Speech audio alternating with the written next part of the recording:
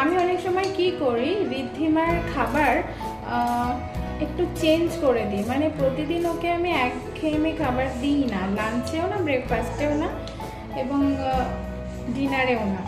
আর ওর যে লাঞ্চটাও খায় সব সময়, তো লাঞ্চটাকে আমি সবসময় ডিফারেন্ট ওয়েতে বানানোর চেষ্টা করি। এতে কি বাচ্চাদের অনেক সময় একঘেয়েমিতে আসে না খাবারের প্রতি। তো মাঝখানে যেমন ঋদ্ধিমার দাঁতের খাবারটাকে আমি আলাদা আলাদাভাবে বানানোর চেষ্টা করি, বিশেষ করে লাঞ্চের খাবারটাকে একঘেয়েমি ওকে রাখি না। মানে যদি ডালের মধ্যে সবজি দিই, সেটা বিভিন্ন ফোড়ন দিয়ে আমি সেটাকে বানানোর চেষ্টা করি। কখনো একটু সামান্য দারচিনির ইউজ করি, কখনো বা আমি জিরে তেজপাতা ফোড়ন দিয়ে করি। বাঙালিদের খাবারে এই জিনিসটা পড়ে। তো